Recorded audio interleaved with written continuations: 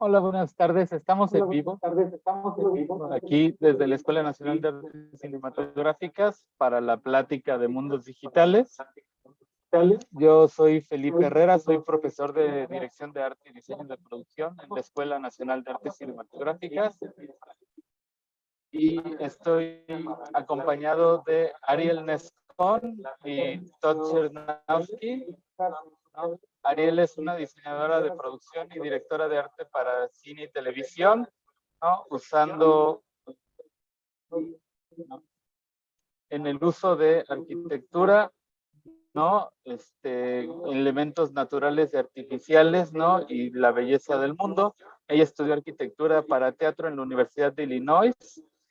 Obtuvo una maestría en diseño de producción por el American Film Institute y sus créditos notables incluyen el Big Con de Apple TV, de Jet de Apple TV, I'm on Fire, que estuvo en el TIFF 2022, Macmillions de HBO, Bloodhound de Arrow en el 2020, ¿no?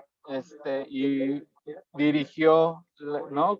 Y participó como directora de arte en Blue Beetle, Star Wars, Obi-Wan Kenobi, Red Notice, Tenet, Bombshell y El Rey León.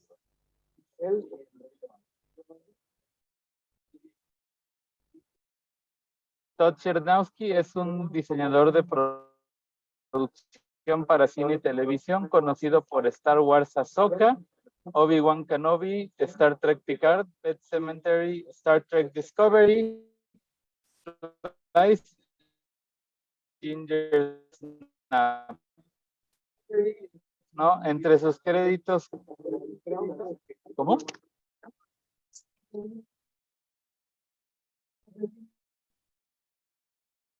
Ya. ¿No? Todd Chernowski de Last Jedi trabajó como Supervising Art Director en Alice Through the Looking Glass de BFG, Also Great and Powerful y Avatar, entre otras películas, ¿no? Como Lilo y Stitch y Distant, que son sus proyectos más recientes. So, we're going to start with the talk, and Todd, you can take the stage right now. Great, thank you. Hopefully we have a good enough signal and I'm coming through clear. Is that okay, Philippe? Is it working? Great. Okay. Great, well, thank you. Hopefully, great, thank you. Hopefully, we have a good enough signal. Is that okay, Philippe? All right. So thank you everybody for having myself and Ariel, who I'll let introduce herself shortly. Just wanted to give you a brief introduction as to where I came from and how I found my way into production design and art direction. I first initially started in architecture. I was studying architectural engineering design up in northwestern Canada. And it was my dream to design bridges. I was fascinated by bridges, and the Spanish architect Calatrava was my kind of go-to point of reference. I wanted to work for his firm.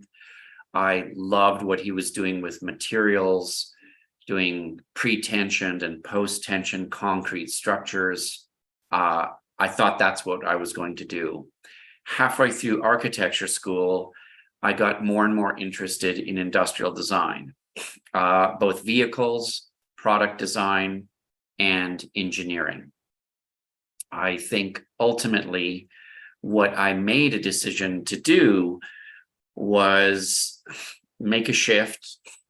I went into industrial design, but while I was doing that, I started to study theater design, and then I started to study some physical sciences. And before I knew it, I was becoming a bit of a professional student. And it was during all of this time that I was starting to read more books. And through that, I started to see the link between storytelling and design. So I made the decision after 7 years of undergraduate school to stop and just make a decision to take a chance and go into film, because it seemed that production design was a blend of everything that I was trying to do. It was architecture, it was interior design, it was theater design, it was product design, furniture, every aspect of design. I could start to understand and see that the production designer and the art directors, the art department, was responsible for building the world. And that could range from replicating the real modern world to a complete fabricated, projected future version of the world. I was interested in period films, war films, Westerns. There was nothing that I wasn't interested in as far as building things and creating those things. So architecture and just design in general, created that foundation and my interest. So I ended up moving to Los Angeles, doing graduate studies at the American Film Institute. And then once I finished graduating, I made the decision to split my career between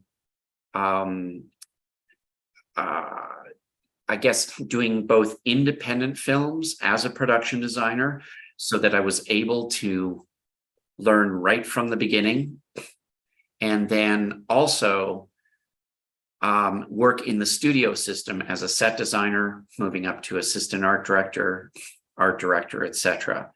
So I got the best of both worlds. And it was during that time that I had the opportunities throughout my career to embrace new technologies. And that goes all the way back to 1986, when AutoCAD was in its most infinite iteration. So I still learned with analog tools. I drew by hand, I illustrated by hand, marker and pencil crayon, ink, technical pens on vellum, technical pens on Mylar, and then made the progression into digital tools throughout the last 30 years. So once we get into this, and after Ariel introduces herself, I'm going to give a brief introduction to how digital tools have implemented themselves into the production design and art direction process. And then we will start our deep dive into Obi-Wan Kenobi. Ariel, if you want to go ahead, introduce yourself. Hi, everyone. I'm Ariel. Thanks so much for having me on as well. It's so interesting listening to Todd introduce himself, because so much of, his backstory really resonates with so much of mine, which is just, I'm sure kind of something that resonates with a lot of you probably too.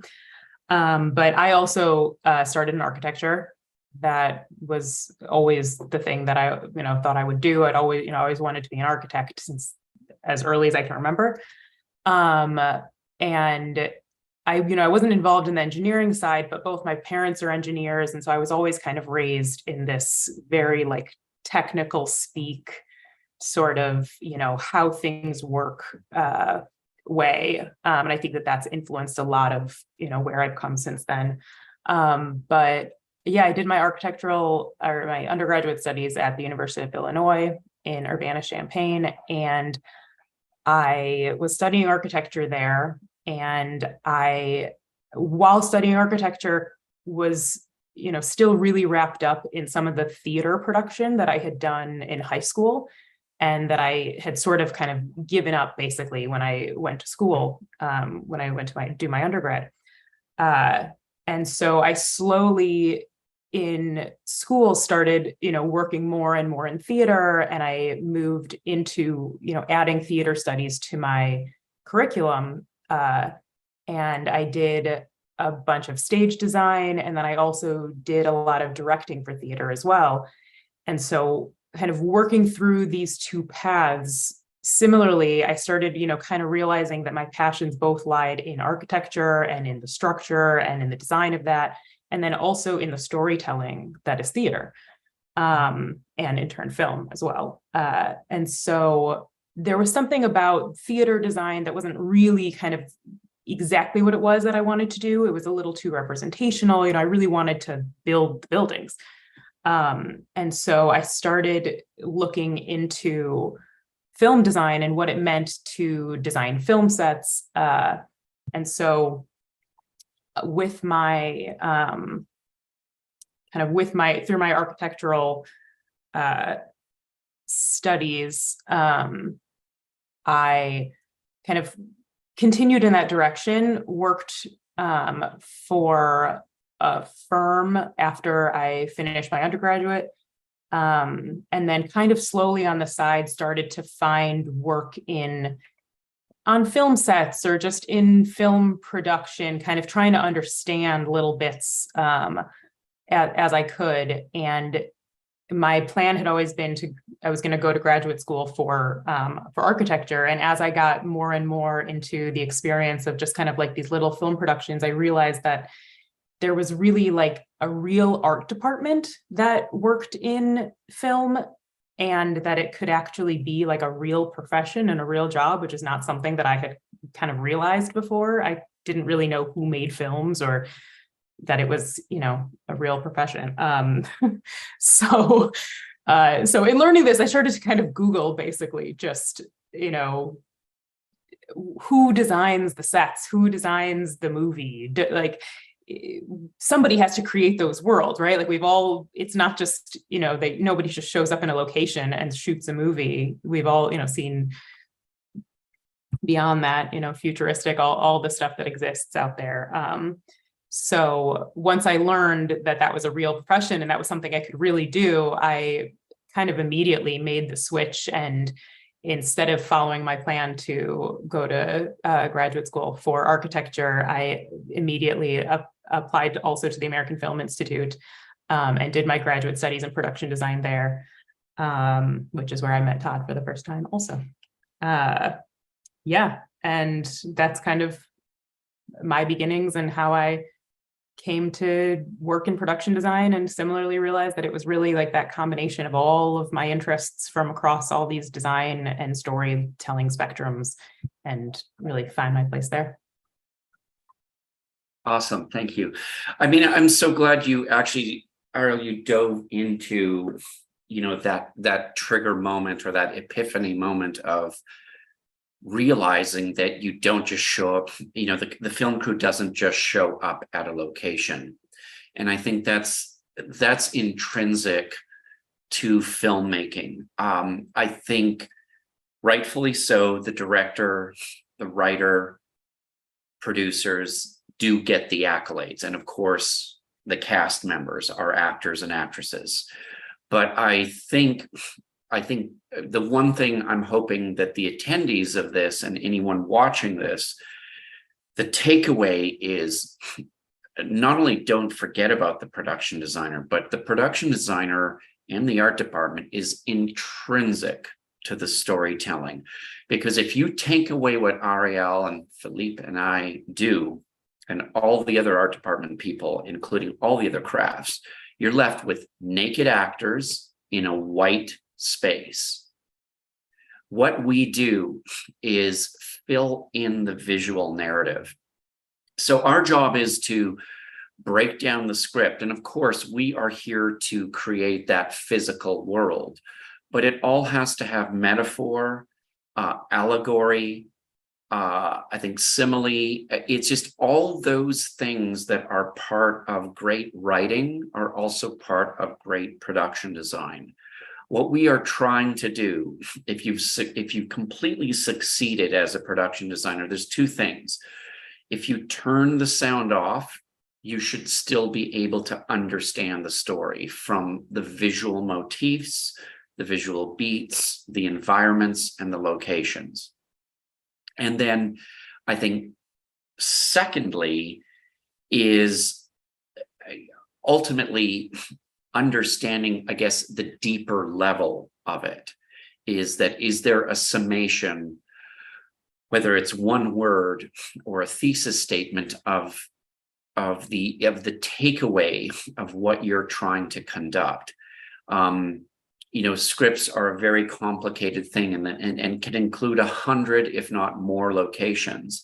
So what we're trying to do always as the art department is help map out the emotions for the viewer so that there are visual cues at the beginning, middle, and end, not only of the movie, but even every scene to help set up and drive all of those things. It's something I think we are quite proud of. There is a double-edged sword to what we do also. We want to be hopefully subtle enough that people don't walk away with, oh, that movie looked great, but I didn't like the story, or I didn't like this. What we are trying to do, hopefully, is have a subtle application of what we do so that it is seamless with the story. Now, if we don't have a good script, if we don't have good material to work with, that can be hard. That is a slightly different topic, but I do think it really dovetails into a lot of what I think we're going to hopefully talk, what Ariel and I will talk about today as we go through the case study of Obi-Wan Kenobi. We're going to very quickly kind of go through the first 2 episodes. Hopefully many of you, if not all of you, have seen a little bit of Obi-Wan Kenobi. There were 6 episodes, and like I said, we'll try and roughly cover the first 2. One of the things that Ariel and I have both had the privilege of is working with high technologies. So, and actually being early adopters. And I think Ariel can kind of really dive into the VR and augmented VR aspect of things.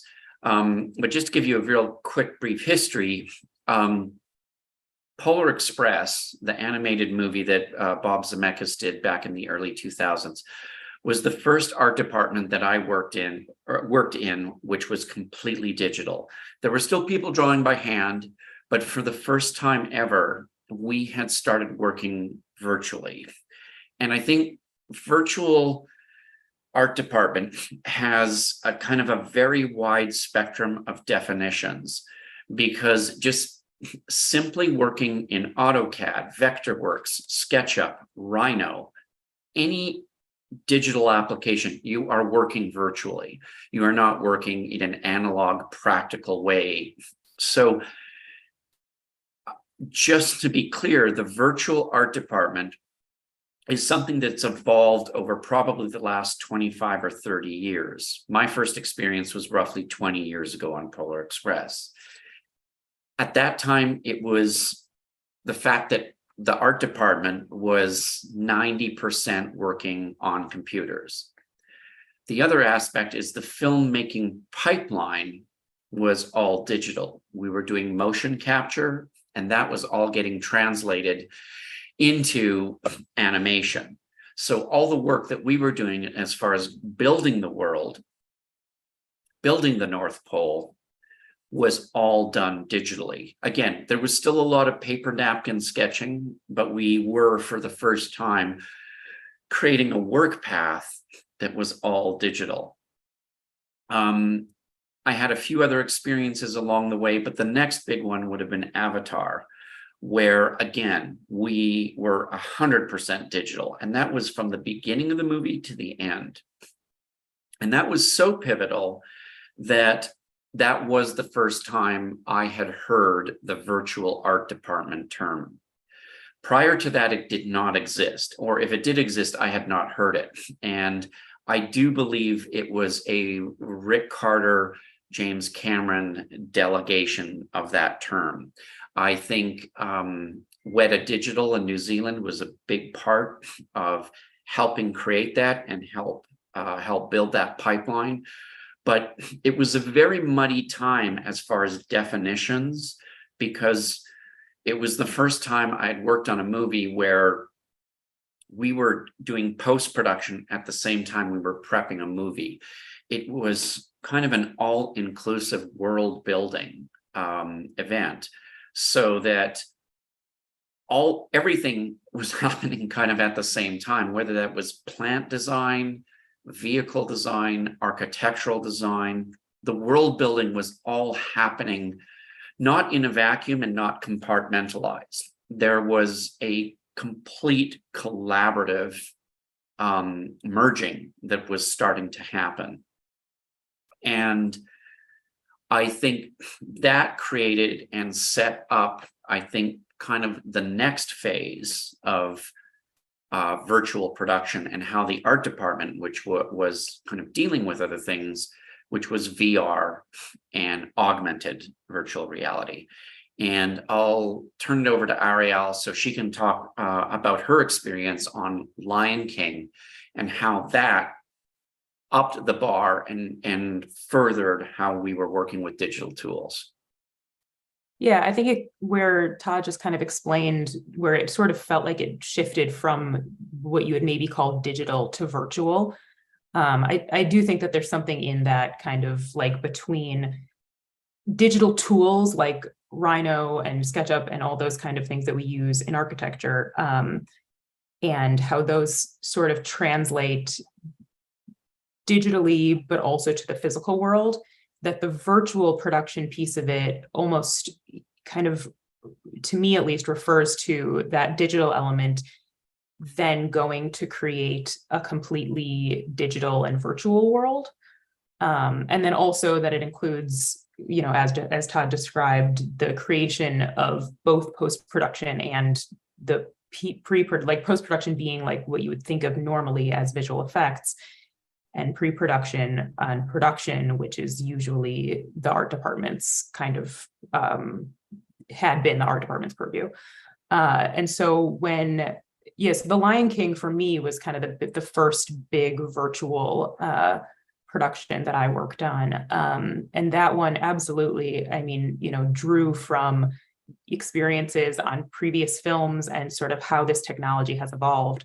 I would say that Avatar especially kind of really did have a big influence on how the VR technology kind of shifted and continued to develop from the early 2000s, you know, back towards 2017, which is when we were working in VR with The Lion King. And there, basically what we were doing is it was completely digital, and we didn't have any physical actors. Everything was animated. So we had like digital pieces from the art department that would then kind of seamlessly, or that was the attempt to seamlessly transfer them over to the virtual art department, which was working completely in VR.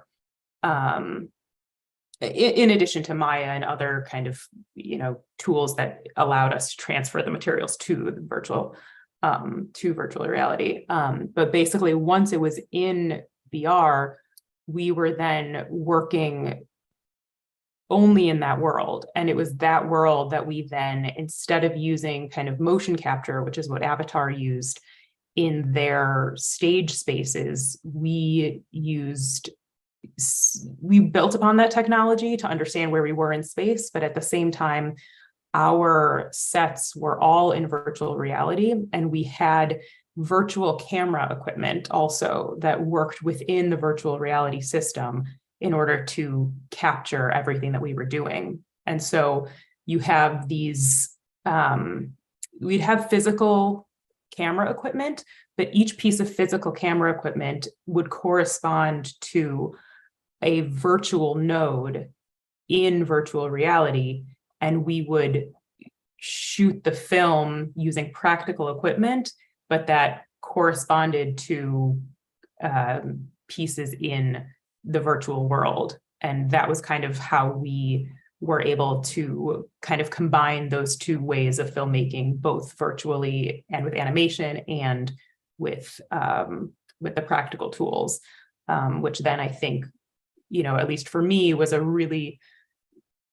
important piece to understand what virtual reality could do, so that we could then take it into the next phase, which for me at least, and I think for Todd as well, was when we moved kind of more into the LED and volume technology that we were able to use on Obi-Wan. Right. And so I think, what you're starting to see is that over the last 25, 30 years, there's been this progression of digital tools. It has never happened overnight. I think it's been gradual. It seems like every 5 to 10 years, there is a bit of a surgence. I think all of this, we have to kind of give a little bit of grounding to Jurassic Park, which is kind of the first, I think, large-scale film that implemented digital effects to what I would call a near seamless or seamless application, which it's hard to tell how things were, quote unquote, executed or done. And I think that's the thing that we are trying to do as filmmakers, especially as the art department, is create a seamless ability to tell these stories with these tools. Technology is wonderful. It's very enticing. There's a romantic aspect of kind of going down the rabbit hole with it. But I think the important thing for us to remember as filmmakers is that it is just a tool. And as these tools get added in our toolbox, we have to be, I think, both cautious and then excited about how we use these, because it's very, very easy to just because you can, should you? And I think that's one of the things I kind of want to segue into, which is as we start this conversation about Obi-Wan Kenobi, leaning into some of the newest technologies, which include, how we use VR scouting, LED light panels being the actual physical hardware, which creates our screens where we are projecting content on, and the volume itself, which is a term which has been devised for an entire LED soundstage. I think the thing that's very, very important is how do we, the art department, set ourselves up for success versus failure? Just to take a quick step back to just clarify some definitions. The art department has been something that has existed for almost over 100 years in filmmaking. It is the group of people who build the world, provide the sets, the locations, the props, the set dressing, etc. Virtual art department is essentially doing the same thing, but they are doing it in the virtual world. So that can either mean creating assets for complete post-production, i.e. all visual effect shots, which gets commonly called CG or CGI. But more and more, the virtual art department is working side by side to the art department, getting its information from the art department. So the art department is creating the world, deciding what sets get built within the volume, and then the virtual art department is executing, building those assets and making sure that they can get displayed on the wall. I think it's very, very important that another one of the takeaways today is for everybody to understand that the only way to have a successful production that utilizes a virtual art department is that if the VAD is getting its information and being driven by the aesthetics of the art department. Right now, we're going through a little bit of the Wild West here in Hollywood because VAD has become a bit of a buzzword. It's getting implemented in productions in such a way that is not necessarily efficient and not necessarily the best way, because it is running on it by itself in some instances. What I think Ariel and I will be able to conduct and pass on to you today is that the reason that we had, I think, a very positive experience with virtual art departments and the LED volume was that because the art department was driving it all. We were still working collaboratively Nobody is more important than anybody else, but it's very important to understand that after the script, it is the art department that drives the movie. The cinematographer and the DP, intrinsic to the collaborative process. And I, as a production designer, will lean on the DP all the time for input, suggestions, comments, and collaboration. But it is a huge misnomer that anybody thinks that the art department does not drive a film. And this is not an egomaniacal statement. This is simply filmmaking. We are in an era where world building, especially in a film that is world building. And again, there are all kinds of iterations of this. And anything that I say here, please don't take as a given. There's always going to be gradations of what I'm saying here. But when you're coming into a world building film, it has to come from the art department. That you can't have the tail wag the dog. It is very, very important that the architects of the movie, the art department, are driving how the film gets made, and many of those decisions, again, with the input of all the other department heads. I just also want to clarify, while Ariel and I are talking, the difference between special effects and visual effects. Special effects are any physical effect that happens in the camera. So that includes physical or mechanical motion, pyrotechnical, so anything to do with fire or explosions, electrical effects, so anything that deals with that, hydraulic, and then most importantly, environmental effects. Those are all special effects. Visual effects encompass and include special effects, but ultimately are going to be, for the most part, done in what is traditionally known as the post-production timeline. But one of the things that you'll see that Ariel and I will be talking about is that when you are doing volume work that includes the virtual art department, that is in-camera visual effects. The goal of in-camera visual effects is to not have massive post-production needs. So again, just to reiterate, collaboration is still the most important aspect of all of this. Everybody's input is hugely required, but it is extremely important that it all kind of that the art department becomes the hub and the central focus and the central depository of all this information, because it is the art department that's creating the physical space, whether it's a set, a location, or a volume stage where the crew has to work. So if we as the art department haven't been able to hear every department's input, we can't implement it and help it make it the best possible production experience for the shooting crew. All right.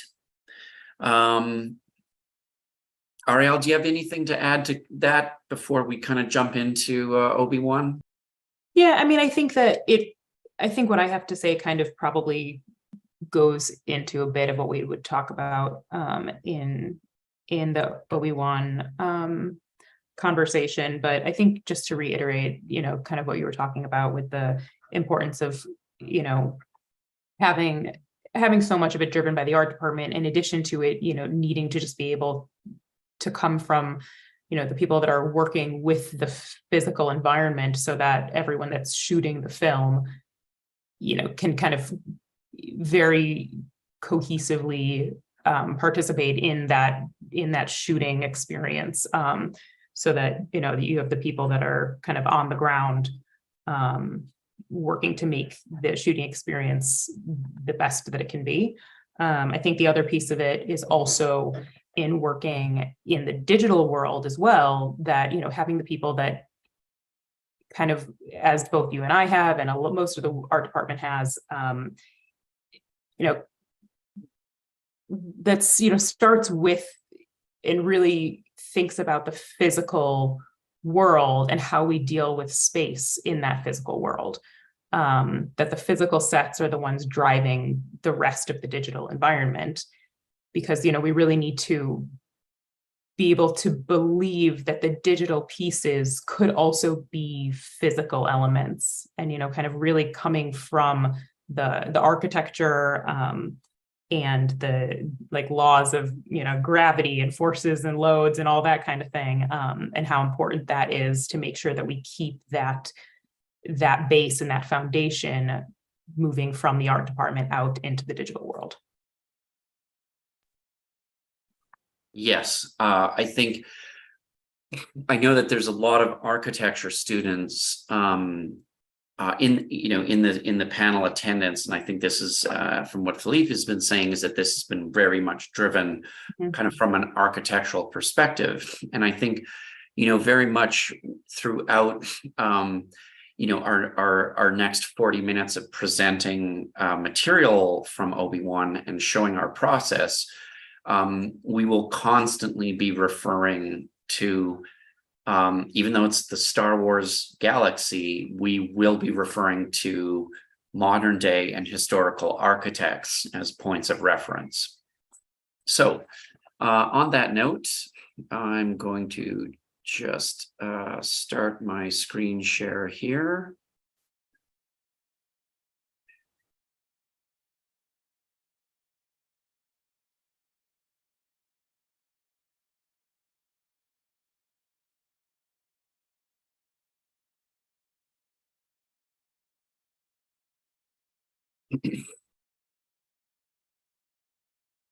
All right, Philippe, is that actually, I just want to make sure that that's working.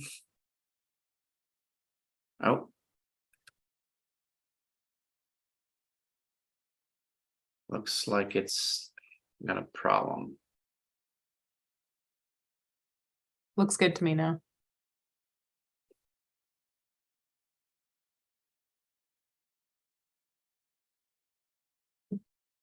Okay.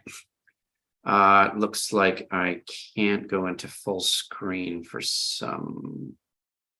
Let me just try one thing here. All right, apologies for all the borders. I thought there was a way to do it full screen, but it seems to be skipping when I do that. This is just a real quick 14-page document that outlines, you know, some of our general processes. So this is the opening of the first episode, which is a revisitation to the Jedi Temple of Coruscant. So you can see here that we're constantly using as our basis of presentation and our approval process concept artwork. So you can see in the upper left-hand corner the concept artwork, and then the translation of how we've executed the final frame. And you know, this is one of those sets which we exclusively used the LED volume on. So what you're seeing is a physical set. So the floor, the columns, the planters that form the ring, and the wall itself, where the doorway is, are all physical sets. But everything outside and beyond that are all part of the LED volume. And then the bottom frame, what we have built there is that center pedway and those columns. Everything else in this instance is either part of the LED volume or additional visual effects. So what I want to do with these kind of 14 slides is just show on one of these Star Wars Lucasfilm shows that the LED volume is just one part of our solution. It is not an all-inclusive thing. And to that point, where we built the Tatooine sets, so Anchorhead and Mos Eisley, As you can see, those are physical sets that were built in a quarry, an abandoned quarry in Pacoima, just north of Los Angeles. So as you can see in the lower right-hand corner, we've built the spaceship ramp, and then there's a blue screen behind it. All the structure is blue with a physical set around it. And we've only built to the top of essentially the first story. So we built to a 12-foot, 14, 16-foot build line.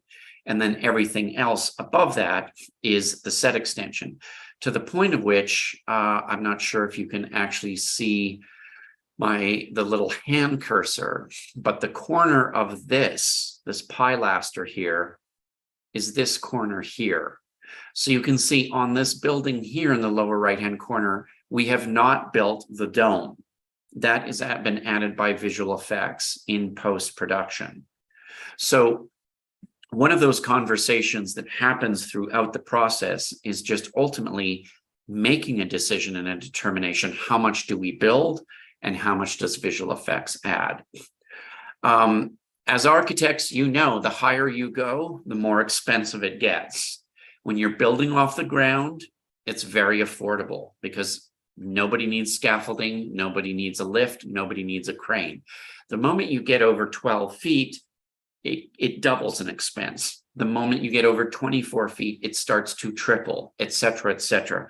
And the higher you go, the more expensive the build and the construction gets. So we are always working towards what is the amortization line of where we build to. Oops. This is another one of the sets on Tatooine, the Mos Eisley Station. It's a bar. So you can see upper left-hand corner, concept artwork, upper right-hand corner, what we physically built. Now, as you can see, we've got a big blue 2-story building above that. That is essentially what we had to do in order to accommodate that build and the lighting needs and the grip needs. We essentially had to build our own little theater.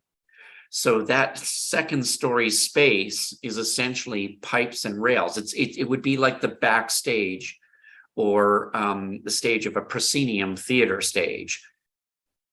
All of that space or that volume up above there is for lighting and grip gear.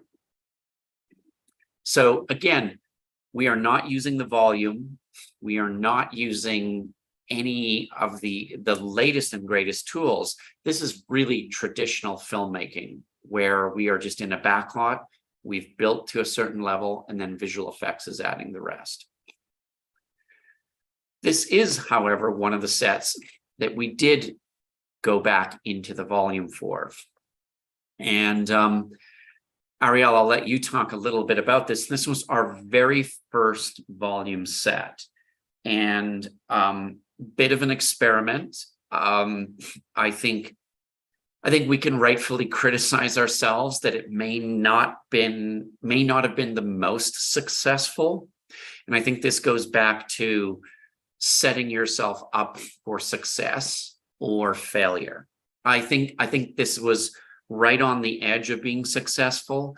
I think a lot of it has to do with light quality. I think when you are trying to do exterior high contrast sets, it gets on the verge of success as far as the lighting quality, because you can't drive a sun source in a small contained space.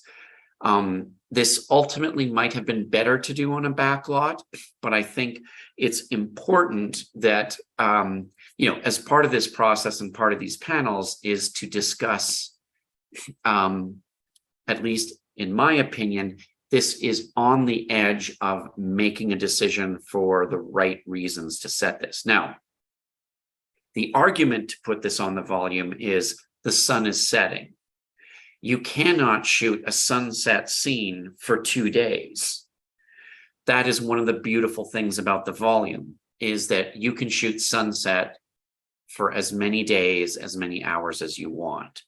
So that's just kind of the preface or the envelope. And then Ariel, if you want to just talk briefly about how we laid this set out so that we could do a French reverse and basically flip ourselves around.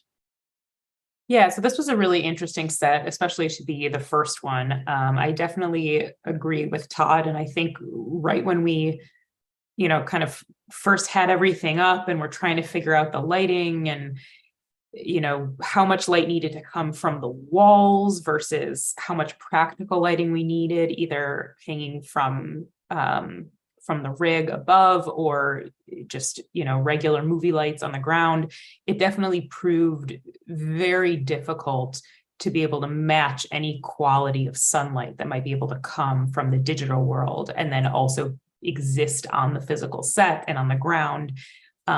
So I think as far as that goes, I think that was kind of our first realization of like, oh, okay, maybe there are some sets that would really be better served to actually be outside. But great learning experience. And I think, at the end of the day, I think it worked out really well. But but this one was also really interesting because it was such a big, intricate build because there were so many moving pieces to it and all of the different attachments.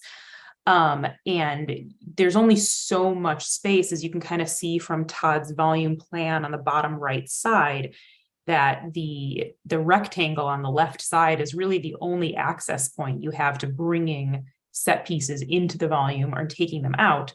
And so it actually becomes kind of it's an opera dance, right? Of like, how can you build the set pieces so that you can bring them in and move them out in a way, in the time frame you have between the days that you have to shoot them.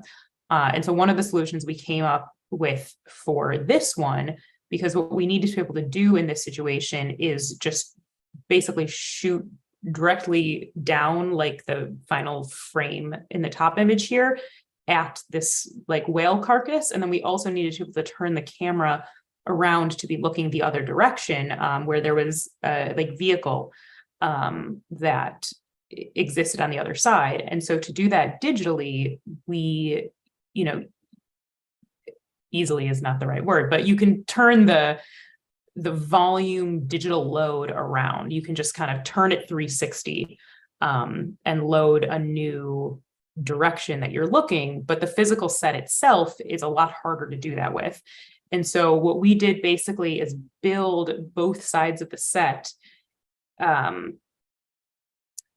as mirror images of each other, but basically if you were to take one side of the scaffolding structure and flip it to the other side, we built everything so that it would exactly match if you were to do that, so that all we had to do was take the digital load and turn it around and swap a very few bits and pieces on the ground.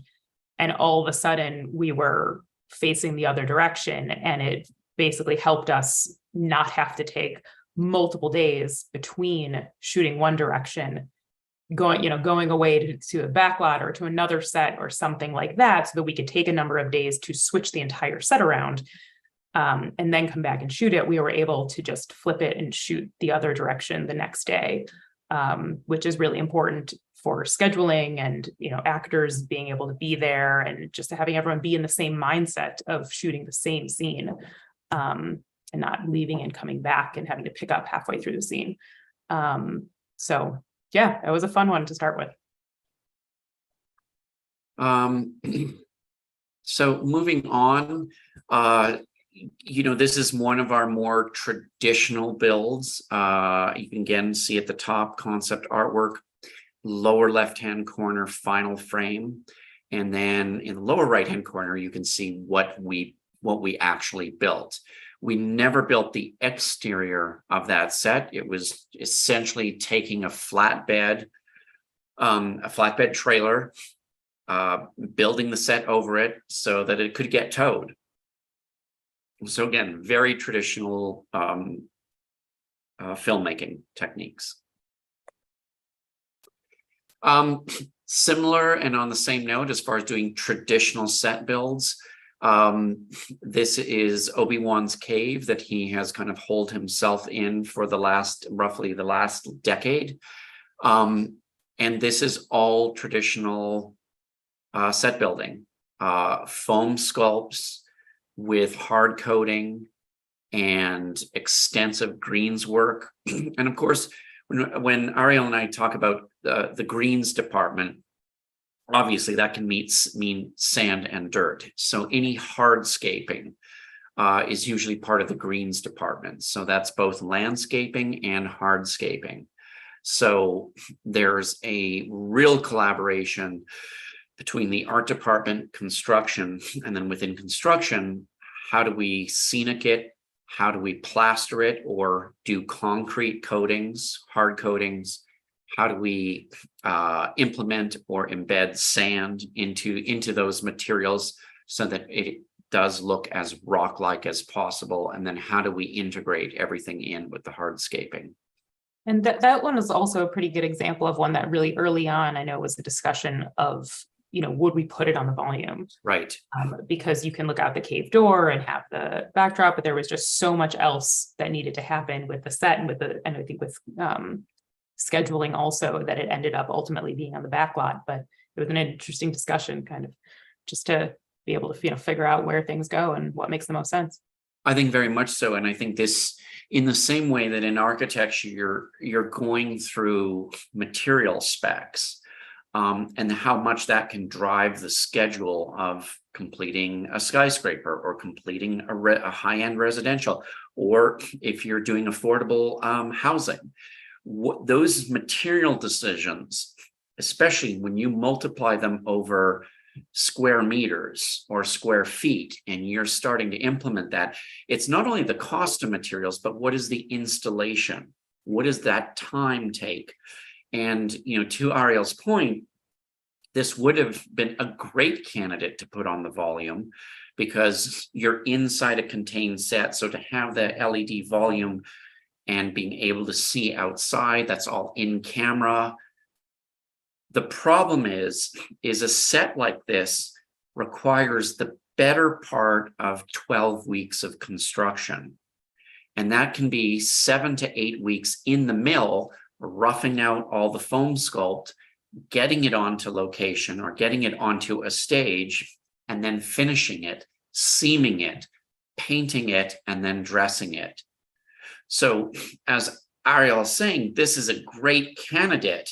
But if the only thing we were shooting was that bottom final frame, like we were only building essentially a one wall or a one wall set with some cutoffs, if that was the only view, this would be a very strong candidate.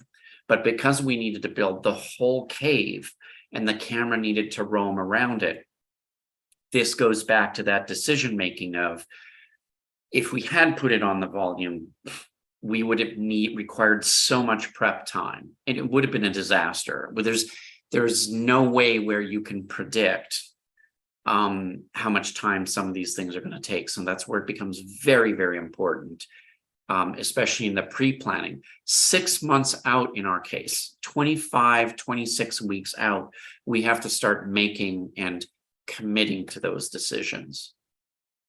Similarly, this is another one of the Tatooine towns, Anchorhead, which is a very agrarian, farmer-based town on Tatooine. As you can see in the lower right-hand corner, that was our backlot build. So it was just basically a pistol plan, an L plan, so that we had a lot of depth. We had a great corner. Where Ben kept his Aopi, his Tatooine camel, that was right on the apex, the corner of the set build, right in this area here. So again, traditional filmmaking, traditional set building techniques. This was another great volume candidate, and I think you can see here the volume plan that shows and illustrates what we built, how we integrated the ramp of the ship, and what we then actually physically built, and then what was added in. So in this case, the backing of Alderaan with the mountains, that is all part of the volume load. So that is what we build as the art department, both our own traditional art department in conjunction with Doug Chang's Lucasfilm art department. All those assets then go to the VAD, the virtual art department. They get filled out. And then, as I mentioned, as you can see in that little volume plan, we build a small ramp with a little blue box so people can come in and out. And then this is one of those hybrid sets where visual effects then goes in and adds the spaceship. Yeah, Now, and here you also have the piece of that like larger landing platform, right? That we built. right. Kind of a little more than half of it, and then the rest of it gets finished in the volume wall also. Right. So where my cursor is circling, that kind of defines the volume or the LED wall. And then what you can see here is that this is part of, what we built. So these little curves are these curves down here. So the curb that we built comes right to this quadrant point. So this is what we built. That's where it ends. And then there's a digital handoff where it continues in the volume. That is not like how we do that is not part of this panel, because Ariel and I could probably talk for 3 days about how you align and how you grade and how you do color metrics and color grading and color matching. It's a topic unto itself. What we want to leave everybody with is just a basic understanding of the art department designs the set. We decide what to build, and then where is that line in the sand as far as how we hand over to the virtual art department and what goes in the volume. This is Leia's bedroom. And that upper frame, that is an in the camera frame. That's a final frame in camera visual effects. So this is where using the volume becomes so effective. Those reflections in the floor are in camera because it's just reflecting what's in the volume, what's on the LED screens. If we were shooting this in a more quote unquote traditional way, we could use a backing. But a backing would not allow you to have moving clouds. It wouldn't allow you to have spaceships moving. All of that would have to be added in as a supplemental thing. So the advantage of shooting in the volume is that's all in camera. If we had chose to shoot it traditionally and we could not do a backing, we would have to do a blue screen or a green screen, a process screen. But all of that pure color would then contaminate the set. So what we would have is all this blue spill or green spill in the set, as opposed to the actual true world reflections. And I think one of the things that's important to understand is, that set was put into the volume. And when I say put volume, what I mean is we built it in the mill as a real traditional physical set. So for all the architects in the office, you'll notice we are not building it. We do not build sets like traditional architectural construction because it is all temporary construction. We generally use smaller dimensional timber. So in imperial terms, that's 1x3s, 1x4s. In metric, I think that is, it's 19 millimeters by 140 millimeters or 19 millimeters by 89 millimeters. So it's all small dimensional timber. We use a lot of Luan, a lot of plywood. Our plasters are saving grace because they seem to make every seam go away. But again, just to reiterate, this set is built in the mill. And it's built not unlike a theater or an opera set. This set then has to get broken down even once it gets completely painted and finished and then installed on stage in the volume stage. So you can see here, this is in the early stages of set dressing, moving in and starting to dress the set. Grip and Electric have started to hang in their special lights. So you can see the banks of those sky pans, those digital sky pans coming in. But we have essentially built the whole room, the railing, and you can already see that the real world reflections are starting to bump in.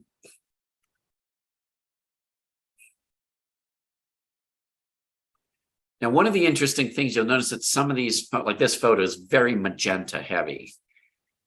RGB panels tend to spike on the red, green, and blue, and then the secondary colors. So there's this intrinsic color problem that Ariel and I had throughout the show, which just basically means because of that heavy magenta bleed, reds and blues don't always get real depictions. So one of the things we have to be very careful of is color matching. So we would paint samples of almost everything, take them into the volume, examine them, and see and shoot either with a DSLR camera, or if we were lucky enough, we would try to roll footage with I think we shot on the Allegra. So we would try to shoot real footage with our real actual physical camera as much as possible to see if we had to make any kind of color adjustments to the material. This is our second, or actually, I guess it's our fourth volume set. And this is an example of only building the floor or finishing the floor, bringing in set dressing and having all of the architecture as part of the volume. So we did not build the planters, we did not build those columns, and we didn't build this valance. That is all in the volume. So what we did is we built right to the circular edge.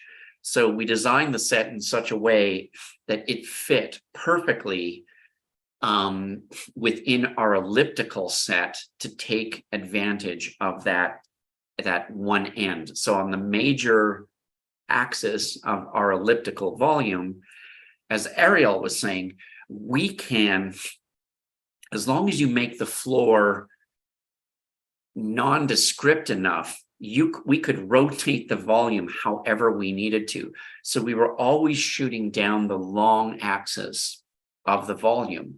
And if we needed to, we could just rotate the volume set 180 degrees or 90 degrees or 30 degrees, whatever was required. We could rotate it in real time. The floor stays static. And then all we would do is move the set dressing, the tables, and the food. So we could very, very quickly change the blocking layouts as required. And then on that note, you can see here, the floor installation is going in. I'm sure that was a very anxiety-filling day for Ariel, as this printed linoleum, you know, you have, I think, One long weekend. yeah, it was a very long weekend of getting it smooth and seamless. But again, you can kind of see how we've backed it in to the radius of the long major axis of the volume. And then that's, we're getting into the final stages of smoothing it, seaming it. And then you can see the volume load is up. And although this floor was more of a eggshell finish, so it's not a gloss, you can still see that the way that the highlights and the lowlights of the volume are reflecting into the floor.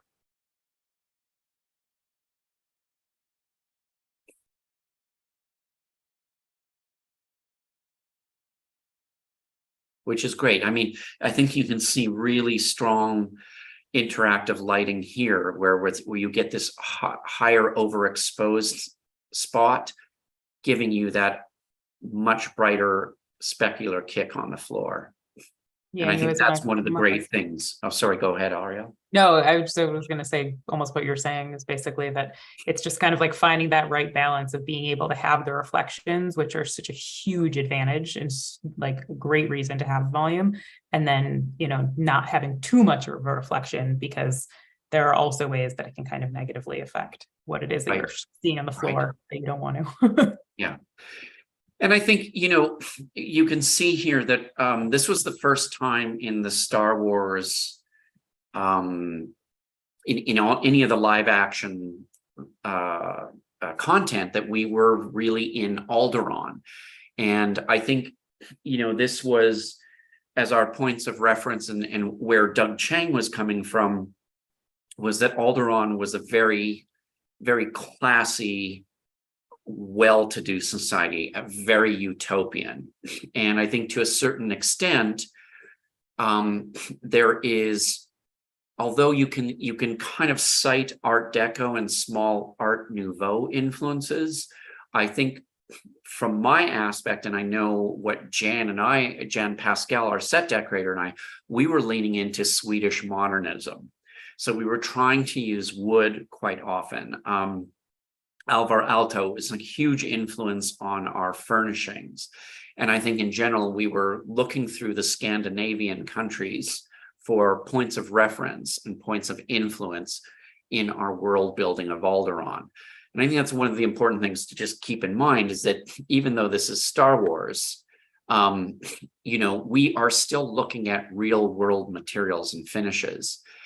And these next photos just show our sample room. So as Ariel and my other art directors throughout the show, this is the sample room that we built. So we very quickly, over the course of the movie, built an index of our own materials and our own finishes. So not unlike in an architecture firm that you would have a sample room with books of carpets, books of floor coverings, metal grating, etc. You can see we do the same thing, and everything is indexed with its own alphanumeric numbers, so that we could, as the show progressed, paint by numbers and do architecture by numbers. We didn't have to reinvent the wheel every time, so that as we started to get these various finishes in our pocket and in our work pipeline, we could just cite them again. So if in episode 5, sample EE was the perfect thing to replicate from episode 2, we could do that. Our scenic artists already knew how to do it. They had the formula, and the VAD and visual effects had already scanned that finish, so that it was a very, very quick way when push came to shove and Ariel and or I or any of us as art directors had to make a quick decision, we could just go, hey, we've got this in our pocket. So we weren't reinventing the wheel.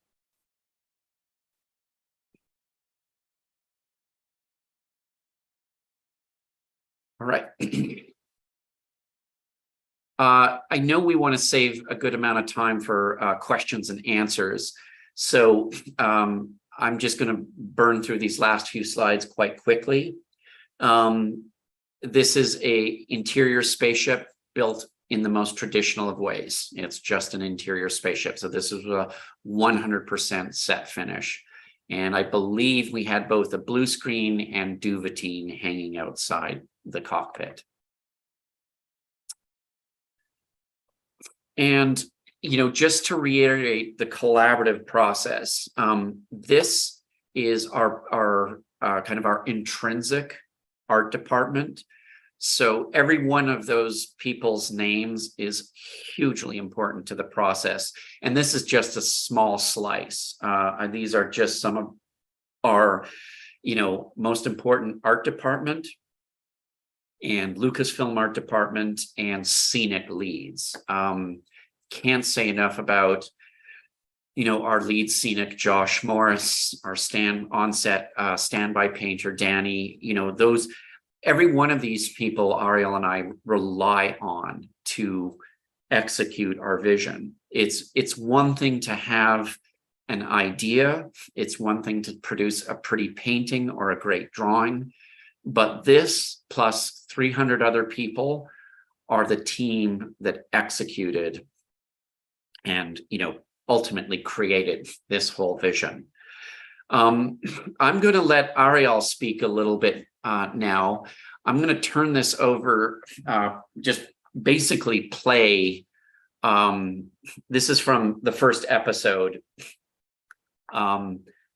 Actually, you know what? We've seen enough of the first episode. I'm going to, just for time's sake, skip to our second episode. And Ariel, if you want to kind of talk about how we approached this whole planet and this whole city, and how we kind of created the ability to go on a road trip with Obi-Wan Kenobi and a young Princess Leia through the city, specifically about all the streetscapes and how we came up with an ability to, create a tile design based on a variety of Pan-Asian cities, including, I think, taking,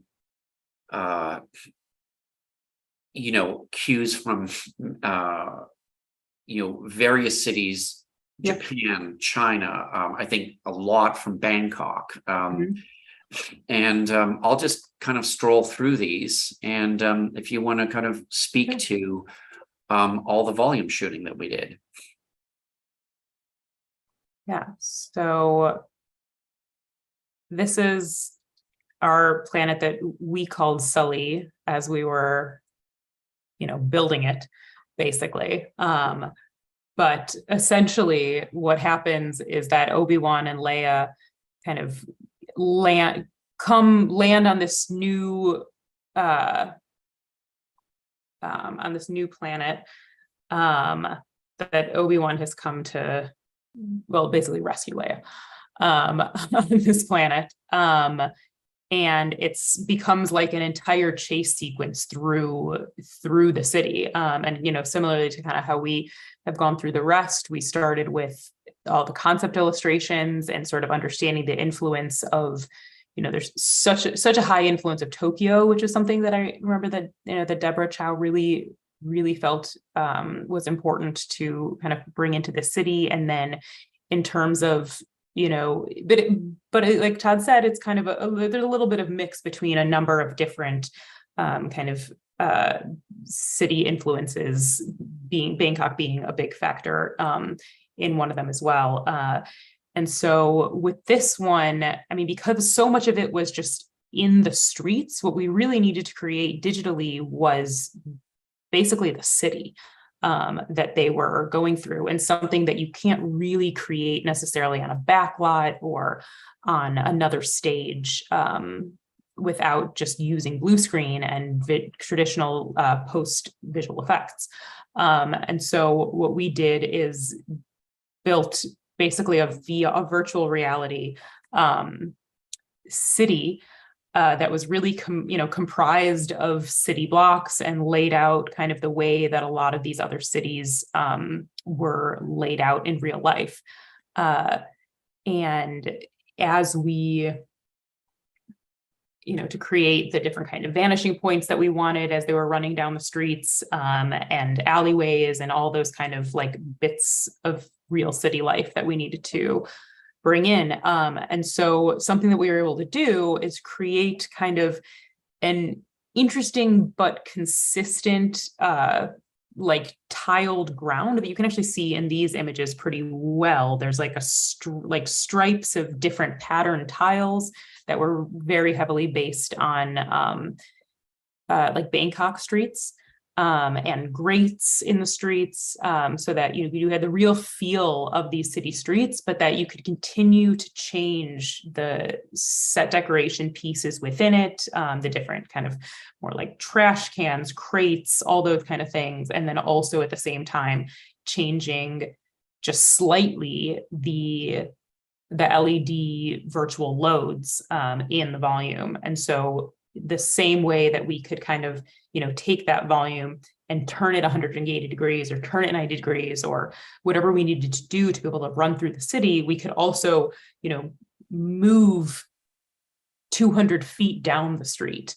And all of a sudden you're in a new area of the street, so that they could, run the whole 70-foot length of the volume space and then pick up the characters, another 100 feet down the space where they're able, so we can actually see them, continue to run past the city, and just kind of explore all of that. And yeah, I mean, this was it was a fun city to get to put together and to bring in all these, different set decoration pieces that had some sort of consistency from one to the next, so that in addition to them being practical, we could also build them digitally in the wall, and you would see pieces of things that you're seeing physically in front of you and pieces down the street in the volume load, and kind of apply that across the entire city to create one cohesive city planet, basically. And I think,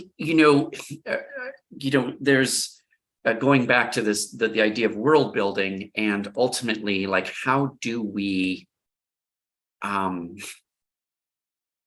set ourselves up for success? And I think one of those things that then becomes is when we're roaming in these kinds of more open air streets, in these courtyards, in these plazas, that became the strong candidate for shooting in the volume, so that we could take advantage of open spaces, all the reflections, we could wet down the floor so that we could get as much of those reflections as possible. And I think those kinds of things became, tremendously helpful to be able to get all of that interactive lighting, not only on the ground cover itself and those reflections, but just on the cast members themselves, so that when they are standing in front of, any type of specific lighting element, they are getting those reflections. Now, at some point, for example, doing all the rooftop elements, it just became smarter to do it on a big blue screen wrap stage, where we were building essentially postage stamp sections or segments of the tops of these buildings and these skyscrapers. We could have done it on the volume, and we talked about it, but it just became too complicated and too time consuming. The other thing too is just we didn't have enough room. In order to get enough of the vista and not start to feel too compressed, it just became way too problematic to try to do in the volume. But, warehouse spaces that have large floor coverings and more extensive architecture on the outer walls, those are some of the strongest candidates. So you can see here where we're ultimately building in a finished scenic floor, bringing in set deck elements, always doing doorways becomes a very, very important way to kind of get your cast, get your characters and actors into and out of the space, is one of the most important things to do. So finding the blend line between what do you do on the volume and then what do you do as far as the physical or practical build, that becomes kind of the big question of how you ultimately create these kind of successful reference points. And I'm just going to go back to one of the frames here that just shows, I think, some of the big successes of getting, all of these images here are photos taken in the volume. So This would have been after a couple days, I think 2 days of installation of getting the floor in. And this is, I think, the first volume that we shot. So again, 3 exhausting days with Ariel and the construction crew and set deck to get everything in. But you can see in these images, we've wet down the floor and how much interactivity we're getting. So this fuchsia, this pink magenta-y LED sign is reflecting in the ground.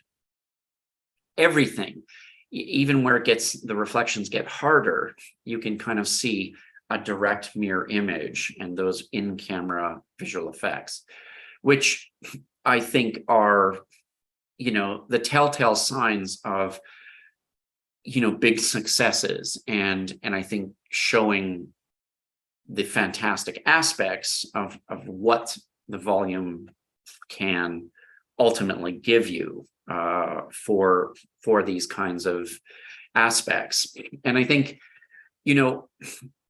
although it's easy to look at that and go, oh, well, that looks like the Blade Runner city, that looks like Los Angeles from Blade Runner.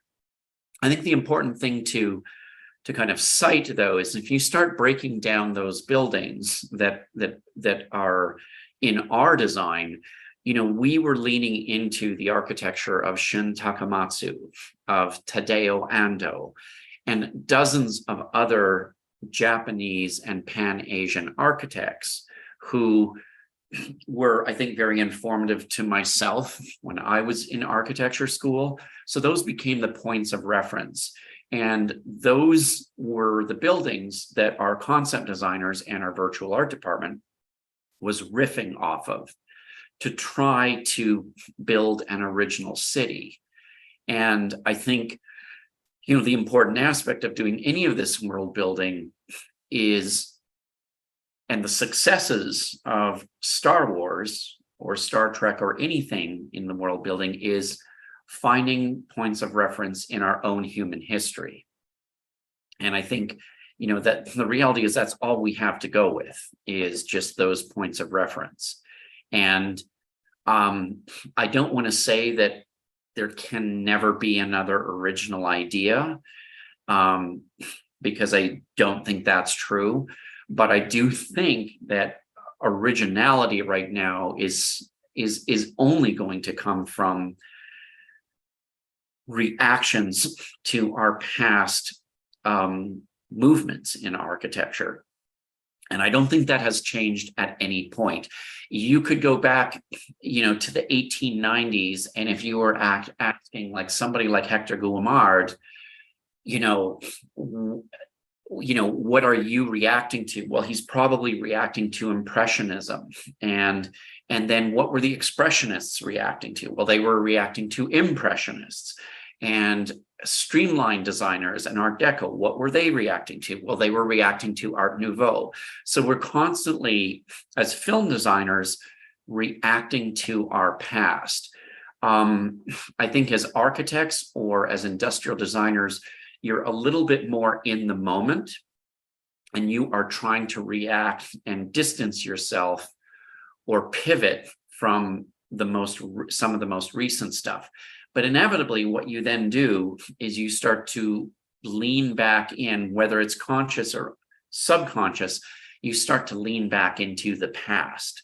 And inevitably, those quotes or homages or allegories start to become and can start to formulate into a new aesthetic. And I think that has happened throughout time, both in real world design and also film world design. Occasionally, we do get an aesthetic that will come out of a movie that is so strong that it can't help but become influential in our real world. And I think that's one of the things that is very attractive to production design and art direction. And I think it's one of the things that Ariel and I are, constantly trying to work towards, is trying to be, I don't want to say original, but trying to be at least be fresh about our approach to things, and always try to give it some kind of unusual or individual identity. Ariel, do you have anything else to add before we go into Q&A? Because I think Philippe, we have about I know we started maybe 10 or 15 minutes late, so I'm assuming we've got about a half an hour for Q&A. I'd be happy to go into Q&A if that's Okay. what you guys want to do.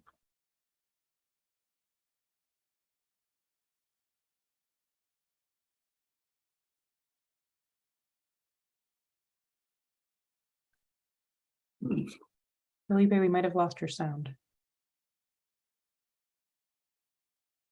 I just don't think we can hear the audience. Ah, okay.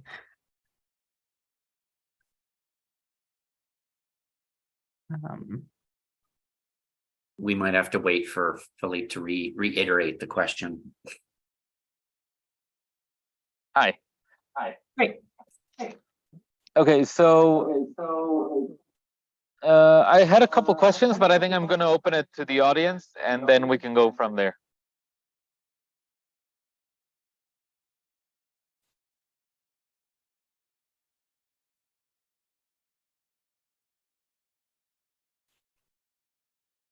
Haz tu pregunta. Dime a mí.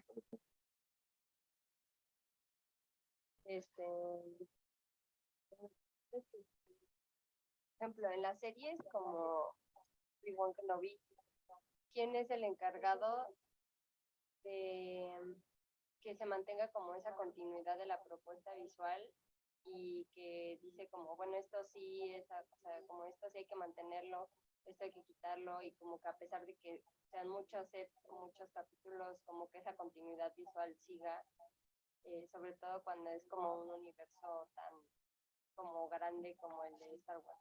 Okay. So the question basically is, when you're building upon something like a given world like Star Wars or Star Trek, how do you decide what you use, what you can do, how far you can go, and maybe keep also continuity between seasons if you're changing production designers from one season to another, or from one series to another?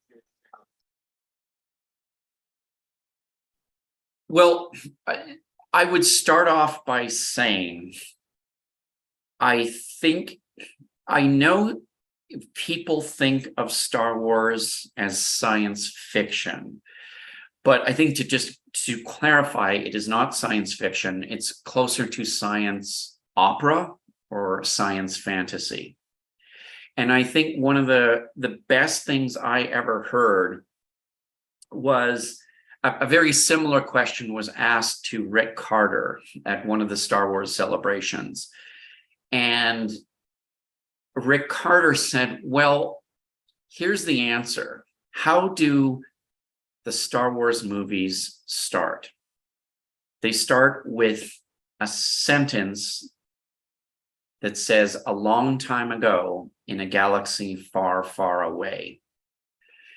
And that, in essence, defines the movie as a period piece. And I think when you get into the roots of especially what Star Wars is, and Star Trek to that matter, is that it is in Joseph Campbell in context, it's the hero's journey. So you can go back to any of the great Greek writings. You can look at Homer as just the hero's journey from beginning to end.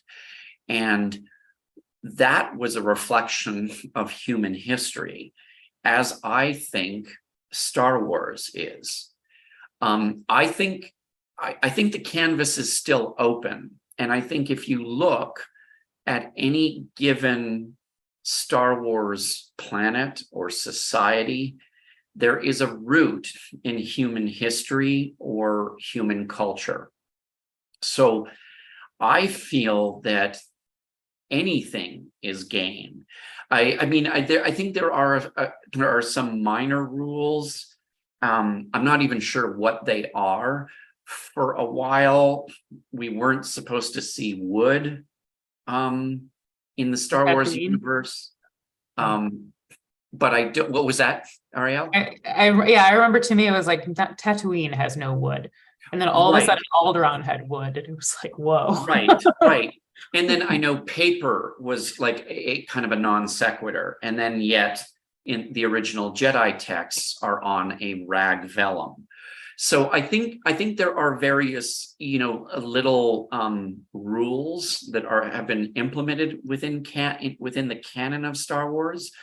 But I think what's very exciting for me is when opportunities are presented to more and more people with, to touch the Star Wars universe. I think that's when it gets interesting. I was very fortunate to collaborate with Doug Chiang in designing Obi-Wan.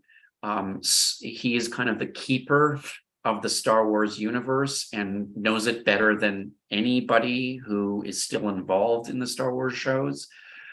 But I think Andor is kind of a testament that when it goes a little bit out of the traditional wheelhouse and you get a slightly different perspective, a very, I would say updated British perspective, you get kind of a different implementation of what that looks like.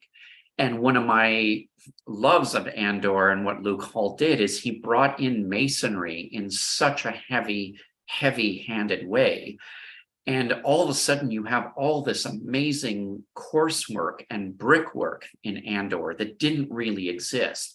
And I know that, kind of within the toxic Star Wars community, there was there's no bricks and there's no, what is this? What is this? This is like breaking the canon of the rules of architecture in Star Wars. And my attitude is like, no, we haven't been to this planet before. We haven't been to this planet where they probably have clay.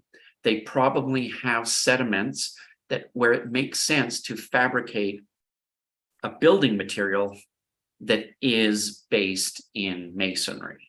So I love the idea that as the galaxy is getting more and more opened up, I can't wait to see where, it is maybe non-American and non-British designers touching upon the Star Wars world. And we get it in off-canon and unsanctioned stuff. There was a young Indian artist who was sending me artwork that she was generated based on some of her local cultures' drawing techniques, and they were so delightful and they were so charming. And I think that's the thing, is that I don't feel that there are rules. I think as a group of Star Wars custodians, we still have to ask Lucasfilm to kind of help define where it does go too far. That's why my relationship with Doug Chiang was based in that world, which is, Doug, does this work? Is this too far? Does this make sense? I think you still need to have, a keeper of something. But as far as I'm concerned, Star Wars is just period filmmaking. So, what are the rules for wainscoting? What are the rules for crown molding in certain eras? And then I think you're just riffing on those. Yeah, and similarly to what you were saying, that, so because it's a period film and you're kind of looking back through basically humanity and how we've constructed and, what it is that we can take from our history, you're kind of also get the chance to do that from all of the previous Star Wars that have existed, right? And it's like that is in itself history to the new world, to the next pieces that you get to build on, which is just kind of even more exciting. And also, kind of with the masonry idea, or different cultures or different pieces involved, it almost kind of, it feels authentic to the initial creation of Star Wars, which is finding pieces that would make sense to create this thing from what you have around you, from different materials, that kind of thing. And like getting to explore those materials and how those could, in the same way that they did in the original Star Wars, kind of help us create and find our world, also is a really exciting exploration. And it's fun to be able to go there. And I think that's why Star Wars is such a universal success. I mean, you go across the globe, and I think it offers and pays respect and homage to cultures of the world. And I think I think in general, world building gets very exciting when that happens. I think what, you know, Patrice Vermeil did with the retelling of Denis Villeneuve's Dune is fantastic.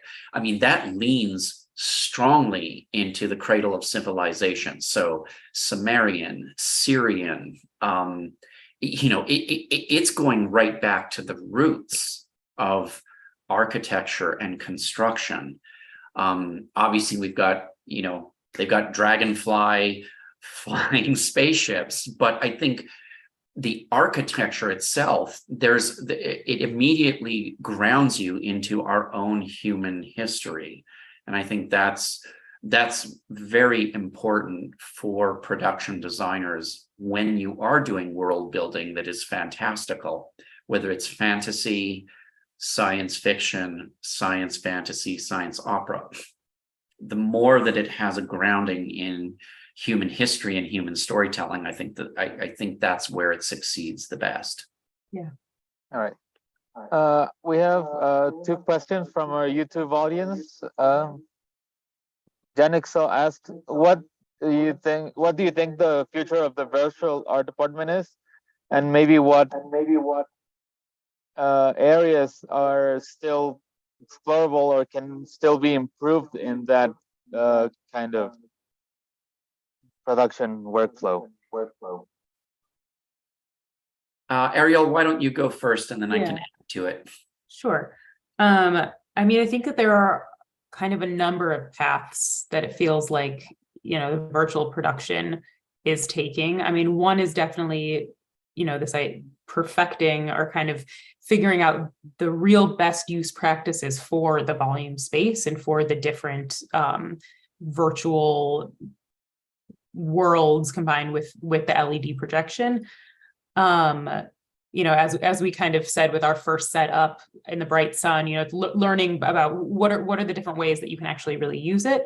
And then also learning about which ways are actually cost effective, time efficient, which I don't know that we have completely ironed out at this point. So I think that's one piece of it.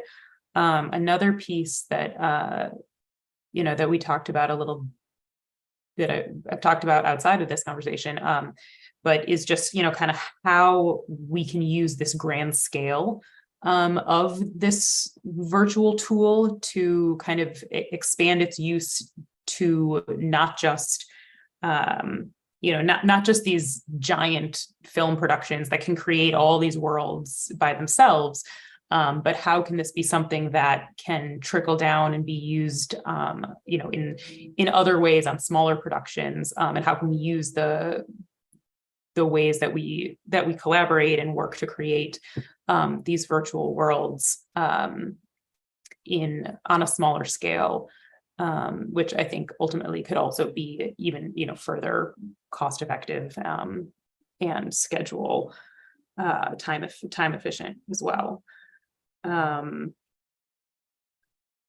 Yeah, Todd, do you want to add to that? Yeah, I think just to build on that, it's the democratization of the technology to the point of where it gets affordable to everybody.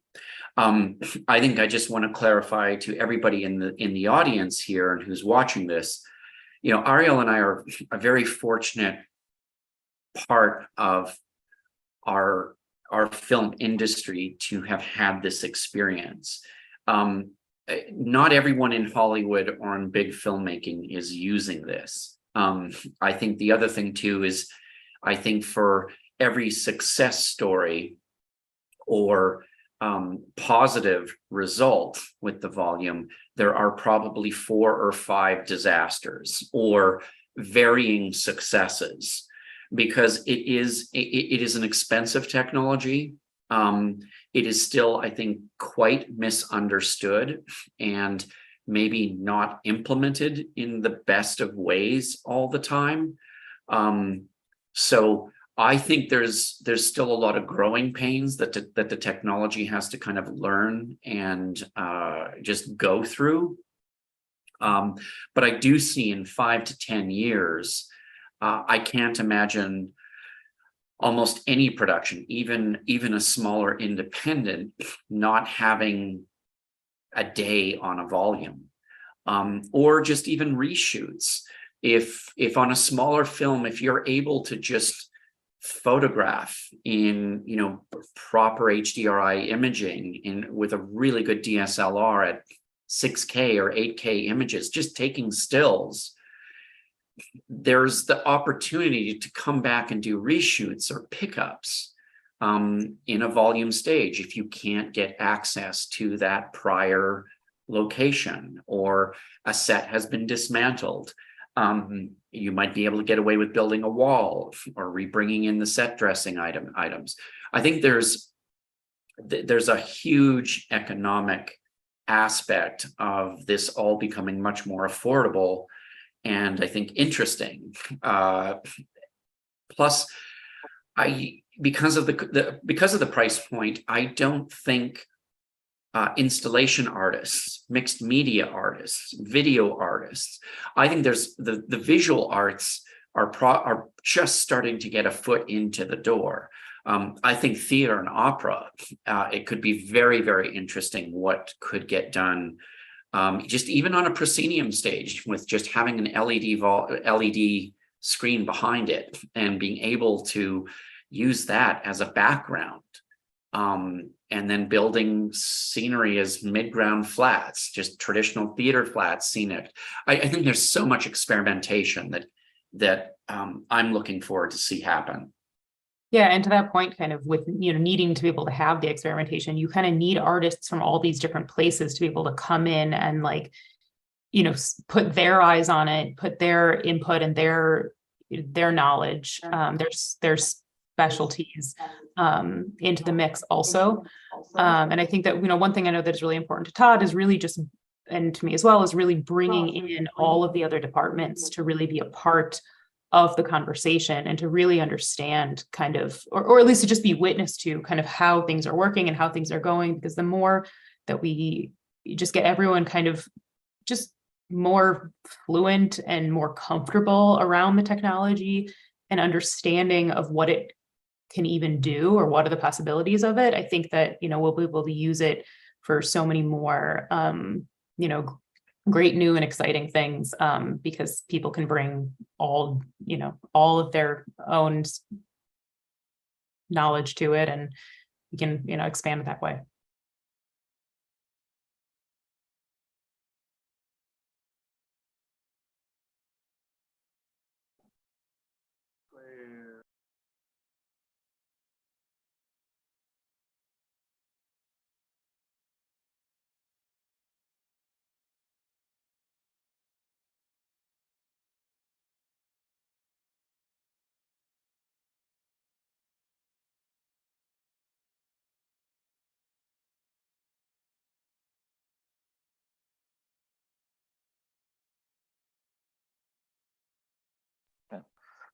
So the next question is, how do you set limits with this technology? Possibilities seem limitless. So maybe how do you set limits in the art department of how much you can make or how much you can do with this technology in terms of world building? Well, I think unfortunately with any technology, the limits are going to be defined by time, space, and money. I think that, you know, let's just say in an experimental way, if money was not an issue and you a decision was made to do an entire show in a volume setting. I think you would need, I mean, Ariel, you might have a better sense of this, but I think you need 3 volumes. Like there is no version where you could get away with just 1 physical volume because of the set changeovers required. And even then, within having 3 volumes, you may want to have 3 different sizes.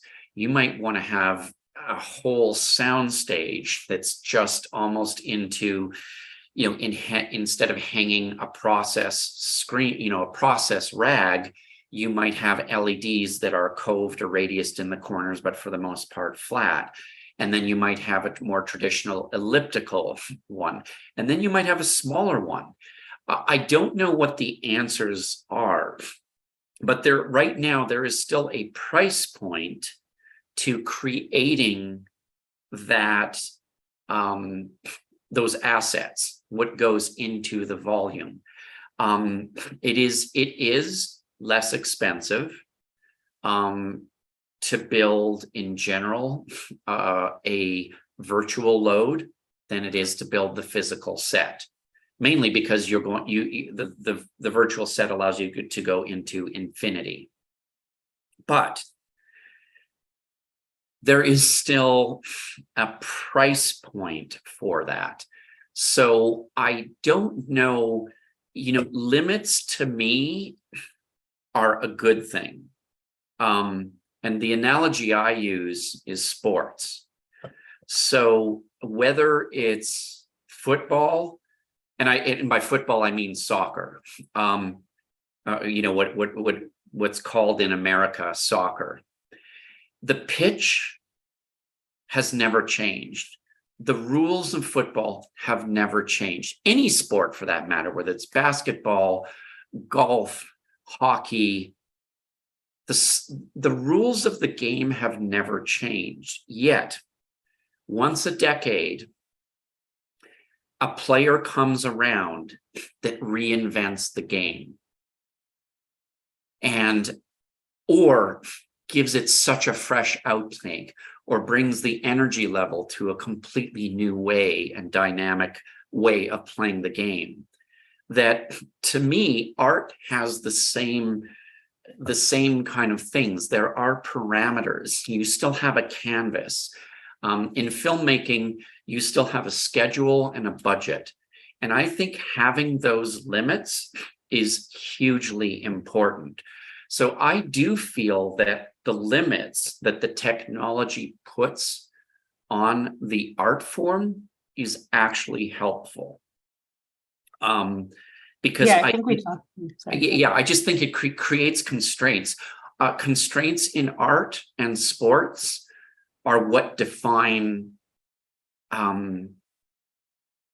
amazing moments.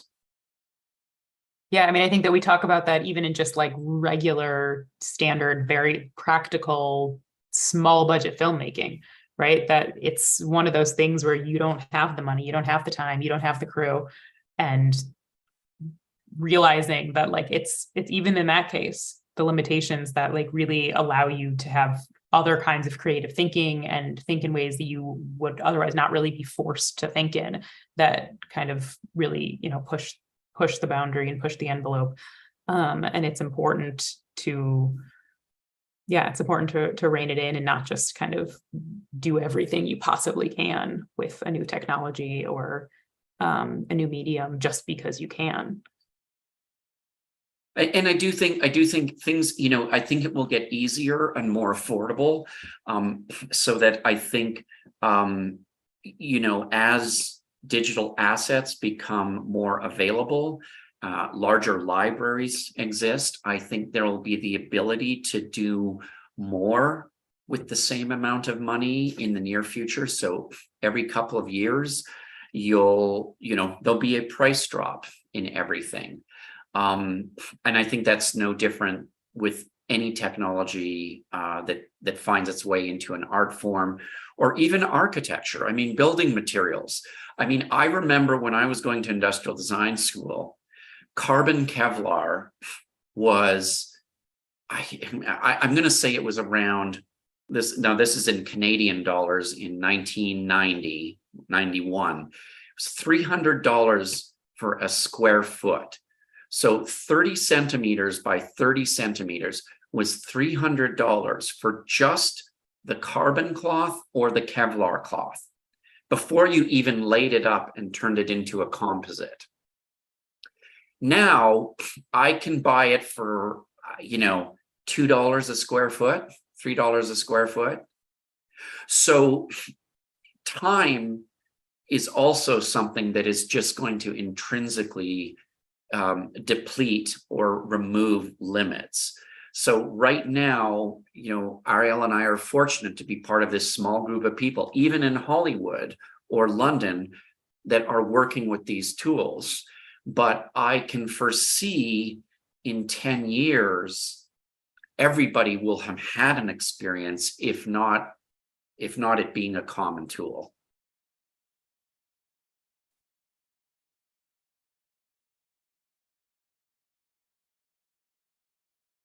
Okay. I have an online question from Frida Olivo.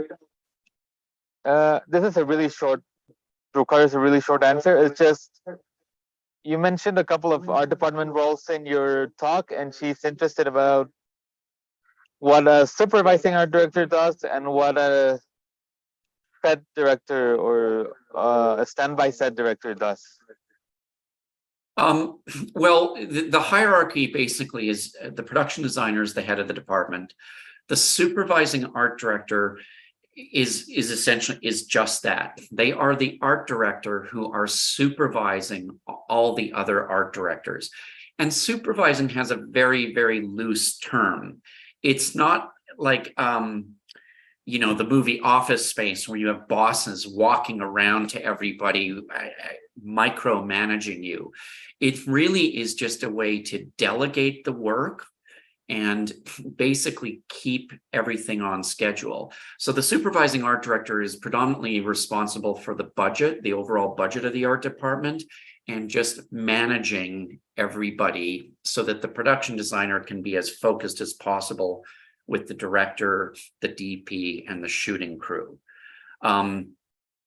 The on-set art director or standby art director, which you don't generally have in North America, is something that's more appropriate and delegated in the British system, filmmaking system.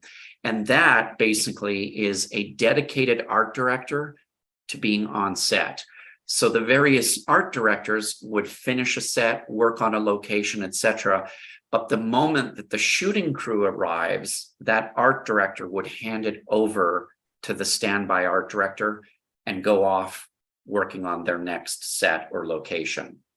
In the North American system, specifically to here in the United States and in Canada, generally we don't have a standby art director. So whoever is working on a set, they see it through. So in the case of Ariel being the virtual art department, or I should say volume or VAD art director, she was focused on all the sets that went to the volume. So not only is she prepping them, but she's also there on the shoot dates to follow through with any questions or concerns.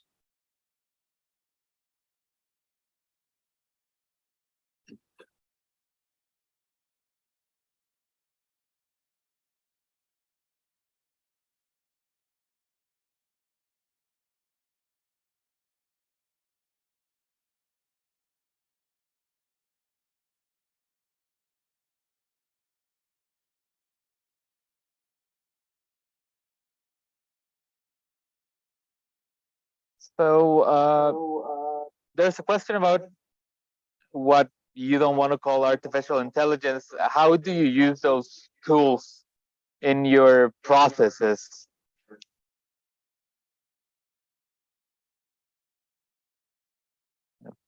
And in the art department process?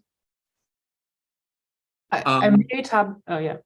No, I think you can go ahead, because I don't know if I quite understand the question. So you might. Yeah, I mean, I guess if we're talking about just like AI in general and kind of different interfaces out there, especially I would think kind of more for illustration or kind of concept art pieces. I would say it's something that we haven't particularly exactly used or kind of put into our virtual pipeline, at least not widely. I think it's something that definitely I definitely know people in the art department that have been, just exploring it and figuring out what it can do and how it could potentially aid us in some of our work. I wouldn't say that it can't. I think it probably definitely could. But it's not something that's been, hardline to put into our design pipeline in any way thus far, especially not necessarily with the virtual art department, but could see it definitely creeping in different ways, and I think we're kind of, I would say people are preparing and learning and kind of understanding how it might be able to better serve us, and we'll see what we can do with it. So to add that, unfortunately, I think I had a bit of an audio drop and I didn't realize that the topic had switched to that. So I just have 2 points. There's no such thing as AI these days. We have to stop using that term, especially as artists, architects, and filmmakers. AI is still 50 to 100 years away. What we are seeing right now is just basic machine learning models. They are imitators. They cannot take direction. They have no emotional context. I love Midjourney and Stable Diffusion. Yeah, they're fun to work, fun to have fun with. I use them extensively, but they are quite simply fucking stupid. They don't take direction. I need to talk to a human being. I just want to reiterate, as artists, filmmakers, don't be scared of this stuff. It's not going to replace you. I mean, maybe your grandchildren should be worried, but we have plenty of time. There is a huge media blitz and kind of fear mongering that's happening in the arts community right now that what people are calling AI is going to replace us. Don't worry, it's not. I can't tell Midjourney that I need that illustration a little sadder or a little happier or a little more depressing, or can you add 20% more cyan to it? I needed a cooler color. The current software, now that's not to say it doesn't do it in 10 to 20 years, but right now it cannot take direction. The second point is, what is this machine learning software learning from? It's learning from us. Right. So that's all it's doing. We are in this postmodern age of machine learning. It is only modeling and imitating what we do, and we do it better than the software. What my argument for the use of it is, though, is the speed of which it can throw spaghetti on the walls. In the last 14 months, I have been using it extensively to help me in my pitch decks. So pitch decks are something that theater designers and production designers will do when they are interviewing for a film. They get a script, they read it. This is my vision for the film. And generally now there are 2 ways of doing it. Are you're using Google search for images, or you're going through your library of art books and scanning those images.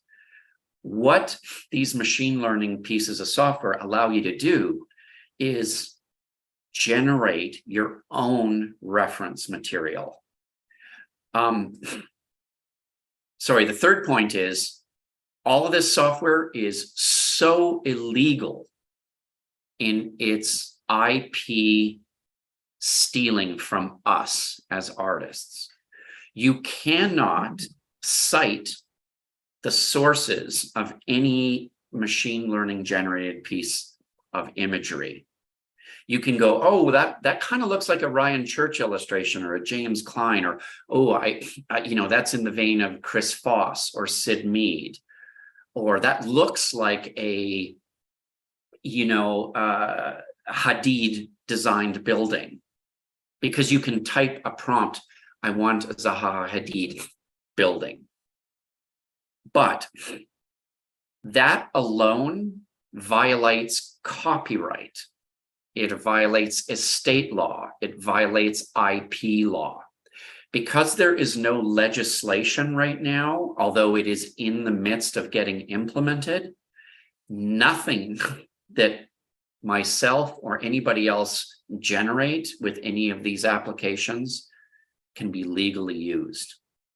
You cannot use the ideas that's formed in them. You can use them as a spring point and as inspiration, but you can't use it one-to-one. So I have a lot of opinions on this because I'm sitting on 2 world panels that are trying to work on legislation. We're trying to implement proper digital signatures in artwork, so that when one of these pieces of software takes one of your original pieces of art, that within the meta tags, that gets stored essentially in a bibliography or a biography, so that there are footnotes, so that when you generate an image, it would dispel all the sources that it has borrowed from.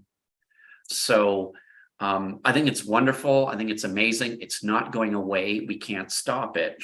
But I think, the fear of, Terminator and Skynet taking over, we don't have to be worried. All right. And I have one just maybe question that we can use for a closing argument. And it's basically a lot of these tools are used in animation, and there's a lot of world building in most of these projects.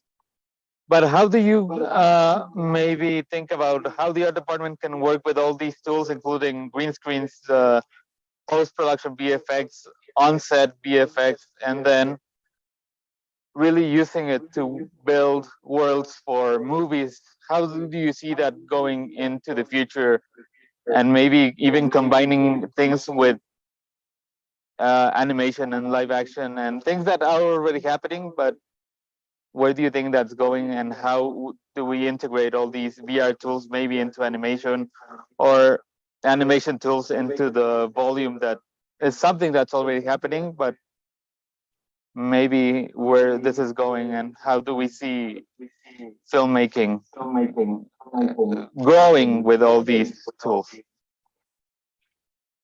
I think hybrid storytelling is just going to get more and more prominent. I think the merging of the game world and the narrative world has been slowly happening back and forth for maybe the last 15 years. I think as video games have tried to start creating better narratives and more immersive narratives, to the point of which the most successful narrative video game, in my opinion, which is The Last of Us, has translated almost directly into a very successful, very good storytelling live action series. So I think we're going to start that's going to start to continue, or we're going to start to see a kind of passing of the baton from one to the other. I think the fact that, Ariel and I are using tools like the, Epic Games Unreal Engine, the fact that that's a gaming engine and now we're using it in in storytelling, that's a direct, ability to measure that influence is starting to happen. I think actually, Ariel, I know you were production designing.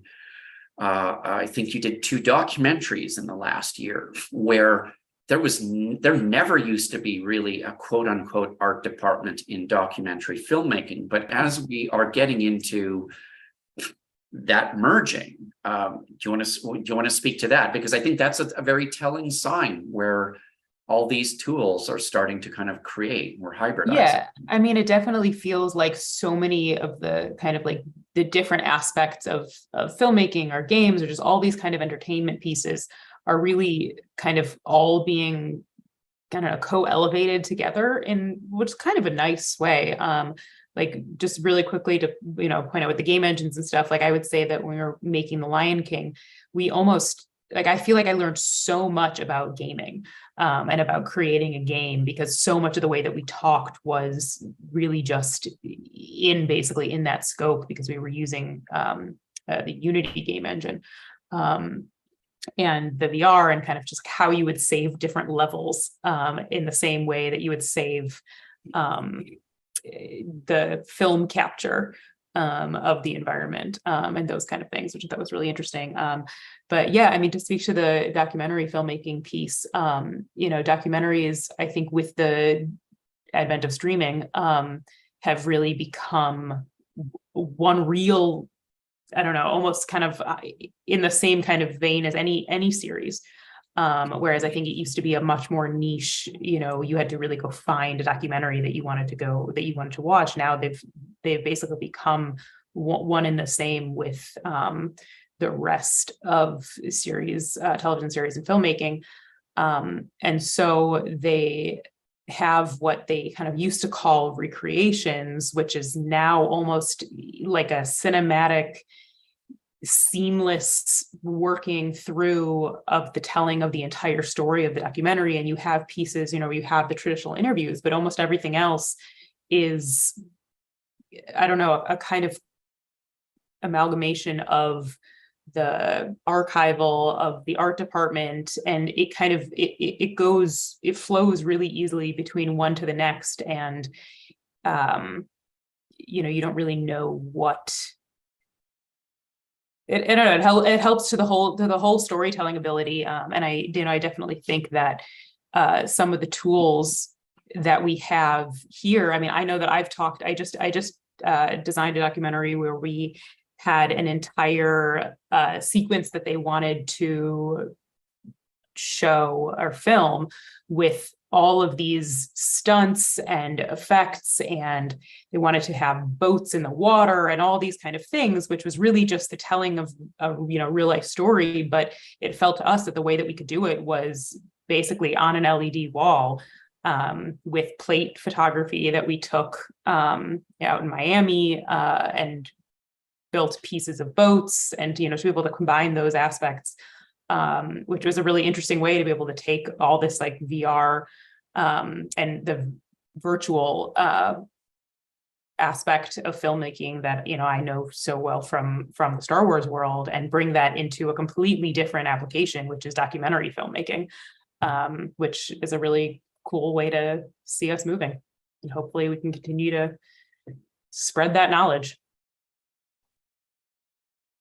Well, I don't know if you have any closing statements so we can end this meeting. I guess the one thing I would just say very, very quickly is that, you know, I think as these technologies come out, there's always these small moments of blowback, which is, this isn't, you know, this isn't true, or this isn't pure to the filmmaking process, and it's replacing or removing or changing.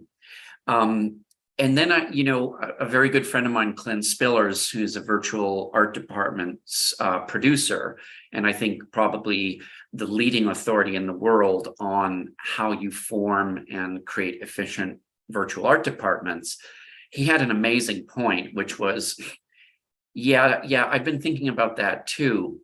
And then I thought about a filmmaker like Stanley Kubrick. If Stanley Kubrick was still making movies today, he would change how we think and utilize the volume in a way that I can't even imagine.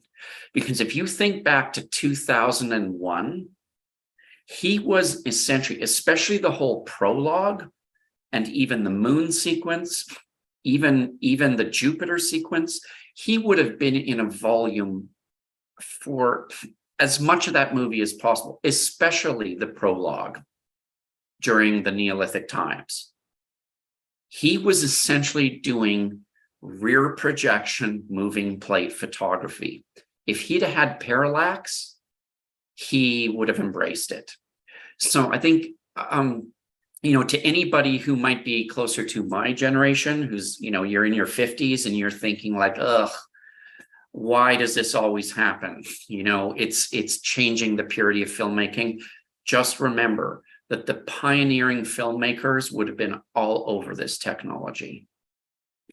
So I can't wait to see what the next generations and what's done with this technology.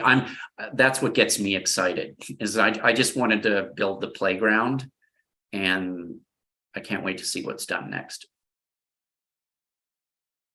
Can't say it better. Well, thank you very much to our guests. That's the end of our conversation. Thank you. Thanks, everybody. Thank you. All right.